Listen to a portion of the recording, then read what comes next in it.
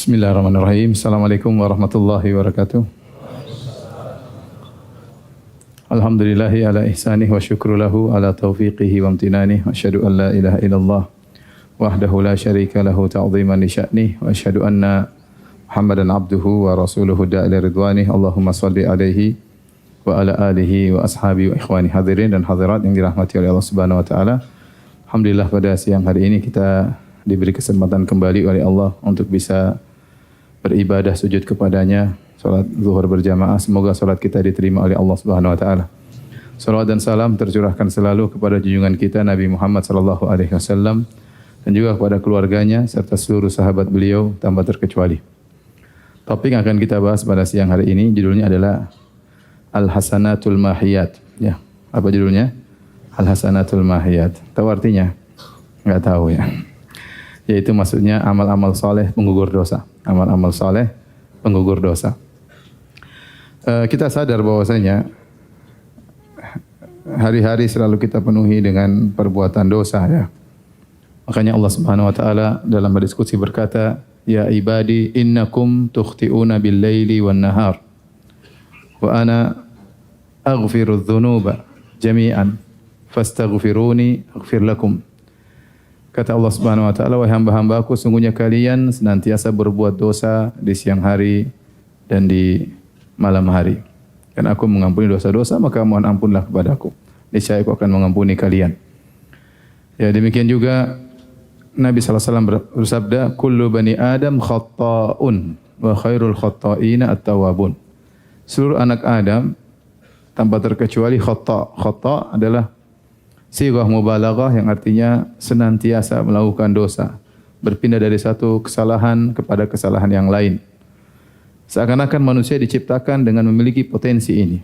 Sebagaimana dia diciptakan dengan memiliki syahwat, memiliki ya kadang rasa lapar, rasa haus ya. Demikian juga seakan-akan dia diciptakan memiliki potensi untuk senantiasa berdosa. Ya.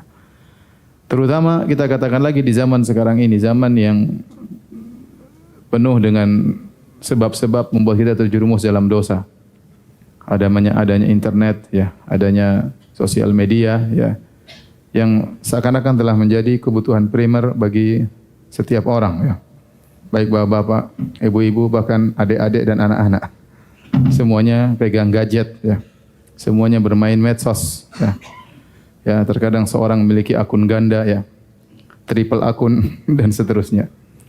Dan tatkala kita berinteraksi dengan medsos, mau tidak mau kita pasti terjerumus dalam dosa. Namanya medsos penuh dengan ghibah, namimah, terumbarnya aurat wanita ya. Ya, kemudian melihat hal yang haram, mendengar hal yang haram, musik dan yang lainnya yang tidak bisa kita hindari. Ya.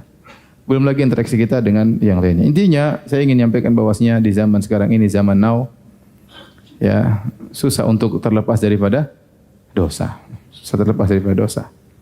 Belum lagi kita bicara tentang interaksi kita dalam pekerjaan. Ya. Ada yang pekerjaannya 100% halal, itu pun jarang ya. Ada yang setengah-setengah, 50% haram, 50% apa? Halal. Ada yang 90% haram, 10% syubhat. Dan berbagai macam sebab-sebab kita terjerumus dalam dosa. Belum kita berbicara tentang bagaimana kewajiban yang harus kita lakukan. Kewajiban terhadap orang tua kita, sudahkah kita penuhi? Kewajiban kita terhadap istri kita, sudahkah kita penuhi? Nafkah lahir batinnya, nasihat kepadanya, perhatian. Kewajiban terhadap anak-anak, sudahkah kita penuhi? Ya. Kewajiban terhadap kakak dan adik kita, sudahkah kita menyambung silaturahmi? Sudahkah kita... Jadi banyak hal-hal yang membuat kita mudah terjerumus dalam dosa. Tentunya kita tidak ingin meninggal dunia dalam kondisi dosa, membawa dosa yang banyak. Karena dosa adalah malapetaka bagi seorang di dunia apalagi di akhirat. Namun dengan rahmat Allah Subhanahu wa taala, Allah Subhanahu wa taala menjadikan banyak sebab yang bisa menggugurkan dosa-dosa seseorang. Syekhul Islam Ibnu Taimiyah rahimahullahu taala menyebutkan sekitar 10 sebab penggugur dosa dalam kitabnya Majmu' Fatawa. Di antaranya seingat saya seperti taubat, bertobat menggugurkan dosa. Di antaranya istighfar, istighfar juga menggugurkan dosa. Bedanya taubat istighfar ini pembahasan tersendiri. Kemudian di antaranya misalnya sakit ya, sakit menggugurkan apa? Dosa. Ya, kata Nabi sallallahu alaihi wasallam, la tasubbul humma fa innaha tuthibu khataaya bani Adam kama yudhibul kirkhabatsal hadid. Jangan kau mencaci maki demam. Sungguhnya demam itu menghilangkan dosa-dosa sebagaimana alat pandai besi menghilangkan karat besi. Ya. Kemudian sakit dan yang semisalnya seperti dizalimi orang ya. Ini juga menggugurkan apa? Dosa. Kemudian di antaranya doa kaum muslimin kepada seseorang. Ada kita sudah meninggal dunia dengan bawa dosa, tahu-tahu ada orang mendoakan kita. Dia ziarah kubur, dia doain kita. Dia dalam kesendiriannya ingat kepada kita lantas dia mendoakan kita. Atau didoakan oleh orang tuanya, didoakan oleh istrinya, atau didoakan oleh anak-anaknya. Maka doa kaum muslimin bermanfaat bagi yang lainnya, bisa menggugurkan dosa. Kemudian di antaranya misalnya dhammah ya, dhammah yaitu tatkala seorang masuk kuburan dia akan merasakan himpitan. Semua orang merasakannya. Kata Nabi sallallahu alaihi wasallam, kalau seorang terbebaskan dari dhammatul qabr, himpitan kubur, maka akan terbebaskan darinya Sa'ad bin Mu'adz. Tetapi Sa'ad bin Mu'adz radhiyallahu anhu seorang yang saleh juga merasakan dhammah tersebut. Yaitu kesulitan yang dihadapi tatkala pertama kali masuk dalam alam barzakh. Ya, dan itu juga menggugurkan dosa. Sebagaimana sakratul maut yang dihadapi oleh seorang sebelum meninggal dunia. Itu juga menggugurkan dosa. Sampai Nabi SAW berkata, La ilaha illallah inna lil mauti la sakarat. Ya, tidak ada sembahan yang berhak disembah kecuali Allah. Sungguhnya dalam kematian ada sakarat, ada kesulitan, syiddah yang dialami oleh seorang sebelum meninggal dunia. Dan itu juga menggugurkan dosa. Di antara hal yang menggugurkan dosa, misalnya syafaat dari orang-orang soleh. Atau syafaat dari malaikat. Malaikat juga memberi syafaat ya. Tatkala di dunia mereka mendoakan wa istaghfirul ladzina amanu ya, sungguhnya malaikat memohonkan ampunan bagi orang yang beriman, mereka memberi syafaat dengan doa tatkala di dunia. Tatkala sudah meninggal juga mereka memberi syafaat tatkala di akhirat kepada orang-orang yang diridhoi oleh Allah untuk diberi syafaat. Yang syafaat itu bisa saja ya menggugurkan dosa seseorang ya, atau mengeluarkan seorang dari neraka jahanam. Demikian juga syafaat orang-orang soleh, syafaat dari teman-teman, syafaat dari istri, syafaat daripada anak, syafaat dari orang kita yang kita kenal ya, kalau mereka memberi syafaat dan diizinkan oleh Allah Subhanahu wa taala. Kemudian di antara hal yang menggugurkan dosa ya, misalnya adalah mahdhur rahmati rabbil alamin, murni karunia Allah Subhanahu wa taala. Ya, tidak ada sebab yang kecuali Allah ingin mengampuni dia. Ya, makanya dalam ayat kata Allah Subhanahu wa taala, innallaha la yaghfiru ayyushraka bih wa yaghfiru ma duna dzalika liman yasha. Sungguhnya Allah tidak mengampuni dosa kesyirikan, namun Allah mengampuni dosa orang yang Allah kehendaki. Ya, terkadang syafaat malaikat sudah selesai, syafaat kaum muslimin sudah selesai, semua sudah selesai, tinggal rahmat Rabbul Alamin. Kasih sayang Allah Subhanahu wa taala. Allah bisa saja mengampuni dosa orang sesuai dengan Allah kehendaki tanpa ada sebab apapun. Allah menghendaki, Allah ampuni dosa-dosa dia. Dan di antara penggugur dosa yang akan kita bahas pada hari ini adalah al-hasanatul mahiyat, yaitu amal-amal soleh yang menggugurkan dosa-dosa. Dan ini disebutkan oleh Allah Subhanahu wa taala dalam Al-Qur'an. Kata Allah Subhanahu wa taala, "Wa aqimis salata tarafayn nahari wa zulafan minal lail innal hasanati yudhhibna sayyi'at. Dzalika dzikra lidz-dzakirin." Dalam surat Hud, di akhir-akhir surat Hud. Kata Allah Subhanahu wa taala, dirikanlah salat tarafayn nahar, yaitu di ujung hari ya, baik di subuh maupun di petang hari ya, sore ya. Wa zulafa minal lail, kemudian juga di malam hari ya, salat maghrib, salat isya. Innal hasanati yudhhibuna sayyi'at. Sungguhnya kebaikan-kebaikan bisa menghilangkan dosa-dosa. Sungguhnya kebaikan-kebaikan bisa menghapuskan dosa-dosa.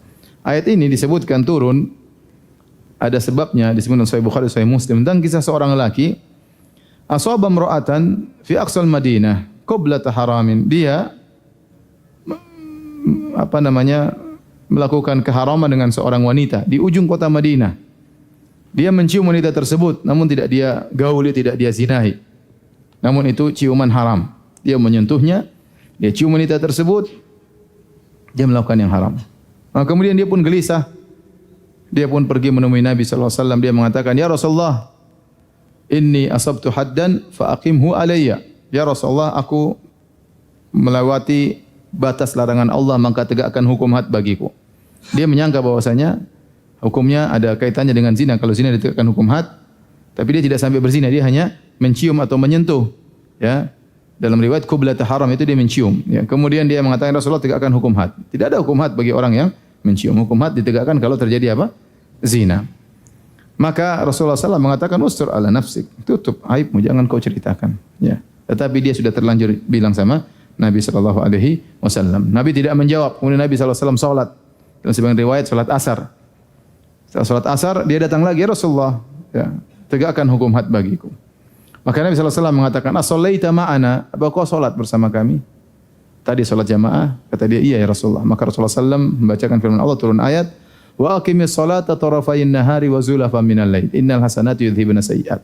Dirikanlah salat di pagi hari dan petang hari, sungguhnya kebaikan-kebaikan akan menghapuskan dosa-dosa. Maka dosa-dosamu telah dihapuskan dengan salat asarmu berjamaah. Dengan salat asarmu berjamaah ya. Jangan sampai salah paham ya. Ustaz, kita cium cewek salat asar selesai. Kadang iblis memberi wahyu. Ini kasus seorang sahabat yang dia setelah melakukan dosa dia merasa takut, dia ketakutan dan seterusnya. Kemudian dia solat mungkin khusyuknya luar biasa. Ente cium, ente enggak takut, solat ente enggak khusyuk. Wallahu alam diampuni atau tidak. Jangan sampai salah paham. Tapi maksud saya, ini dalil bahwasanya kebaikan bisa menghapuskan apa? Dosa-dosa. Ingat, kebaikan ini bukan taubat. Jadi tadi disebutkan ada sekitar 10 sebab bisa menggugurkan apa? Dosa. Bisa jadi seorang bertobat, beristighfar, tapi taubatnya tidak memenuhi persyaratan. Istighfarnya tidak memenuhi apa? Persyaratan. Karena persyaratan taubat misalnya apa? Dia meninggalkan dosa tersebut, kemudian dia menyesali perbuatannya dan dia bertekad untuk tidak mengulanginya. Penyesalan itu belum tentu sempurna. Bisa jadi dalam hatinya masih ingin melakukannya kembali. Sehingga tatkala dia tidak memenuhi persyaratan taubat, bisa jadi dosanya tidak diampuni. Namun masih ada cara yang lain agar dosa bisa diampuni. Di antaranya melakukan amalan-amalan kebajikan. Ya.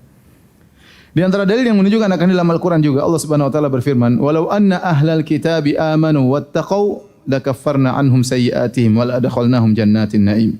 Kata Allah Subhanahu Wa Taala, seandainya ahlul kitab, Yahudi Nasrani, amanu wattaqau, mereka beriman dan mereka bertakwa, sungguh kami akan menghapuskan dosa-dosa mereka dan kami akan masukkan mereka dalam surga yang penuh dengan kenikmatan. Ya. Di sini Allah mengatakan kalau mereka beriman bertakwa, ya, berarti amal soleh, maka konsekuensinya Allah akan menggugurkan dosa-dosa mereka. Jadi iman dan amal soleh ini sendiri adalah faktor yang bisa menggugurkan dosa-dosa. Di antara 10 faktor. Seandainya seorang tidak bertobat kepada Allah, tapi dia banyak iman dan amal solehnya, bisa jadi dengan iman dan amal solehnya tersebut Allah gugurkan sebagian dosa-dosanya. Demikian juga Allah berfirman dalam ayat yang lain, kata Allah Subhanahu Wa Taala, wa akharuna i'tarafu bidzunubihim khalatu amalan salihan wa akhara sayyi'a asallahu ayatuba alaihim. Dan sebagian orang mereka mengaku dosa-dosa mereka, khalatu amalan salihan wa akhara sayyi'a. Dia mencampurkan amal saleh dengan amal keburukan, dan kebanyakan kita seperti itu. Yang baik terus juga enggak, kerja 100% halal juga enggak, ya. Kebanyakan kita seperti itu. Khalatu amalan salihan wa akhara sayyi'a. Dia mencampur adukan antara amal saleh dengan apa? Amal keburukan. Kata Allah, asallahu ayatuba alaihim, semoga Allah menerima atau Allah membuat dia menjadi bertobat kepada Allah, atau Allah menerima taubatnya, diterima, dihapuskan dosa-dosanya. Ini semua dalil-dalil yang mengisyaratkan bahwasanya beramal soleh sendiri itu bisa menggugurkan dosa. Dalam hadis kata Nabi SAW, tatkala Nabi berwasiat kepada seorang, kata Nabi SAW, ittaqillaha haitsuma kunt wa atbi'is sayyi'atal hasanata tamhuha. Kata Nabi SAW, bertakwalah kepada Allah dimanapun kau berada, kapanpun, dimanapun, ya. Waktu kapanpun, siang hari, malam hari, sore hari, jam 12 malam, lewat tengah malam, ya. Ada karena sebagian orang dia bertakwa di pagi hari, jam 12 malam lewat dia mulai maksiat. Ada orang seperti itu. Ada orang malam hari dia tidak bermaksiat. Kenapa? Karena dia sedang tidur. Kalau dia bangun dia bermaksiat, ya. Kita bertakwa kepada Allah kapan saja. Di mana saja ada orang bertakwa kepada Allah tatkala dia di hadapan banyak orang. Seakan-akan wali Allah Subhanahu wa taala. Tatkala dia bersendirian, wali syaitan. Tatkala dia bersendirian, wali syaitan. Sebagian orang tatkala di negerinya dia bertakwa kepada Allah. Tapi kalau dia sudah bersafar, kemudian dia pergi ke negara lain, ya, di luar negeri misalnya, jauh dari kerabatnya, jauh dari pantauan teman-temannya, maka dia kemudian berubah menjadi makhluk yang lain. Maka dia bermaksiat kepada Allah Subhanahu wa taala. Maka Nabi berkata, "Ittaqillaha haitsu ma kunt." Bertakwalah kepada Allah dimanapun engkau berada. Namun Nabi tahu bahwasanya tidak mungkin seorang senantiasa bisa bertakwa kapanpun dan dimanapun. Yang bisa demikian cuma para anbiya, cuma Nabi SAW, para anbiya, para nabi. Namun manusia, siapapun orangnya pasti melakukan kesalahan, pasti ada kelalaiannya, pasti ada ya kesalahannya, kekeliruannya. Maka untuk menutupi kekurangan tersebut, ya, makanya dalam hadis kata Nabi SAW, "Fastaqimu wa lan tuhsuh." Istiqomahlah kalian tidak bakalan mampu. Enggak bakalan mampu kata Nabi SAW. Ya. Demikian juga Allah berfirman, "Fastaqimu ilaihi thumma tubu." Ya, "Fastaqimu thumma tubu ilaihi." Ya. Allah mengatakan istiqomahlah kemudian bertobatlah. Kata para ulama karena istiqomah selalu tidak mungkin dilakukan oleh seorang. Nah, bagaimanapun dia ikut pengajian, bagaimanapun dia berilmu, bagaimanapun dia berusaha bertakwa, pasti ada lolos kesalahan yang dia lakukan. Maka apa solusinya? Kata Nabi SAW, kata Allah suruh bertobat. Kata Nabi SAW, wa atbi sayyi'atal hasanata. Kalau kau melakukan kesalahan, segera lakukan kebaikan, tamhuha, niscaya kebaikan tersebut akan menghapuskan dosa tadi. Ya, kebaikan tersebut akan menghapuskan dosa tadi.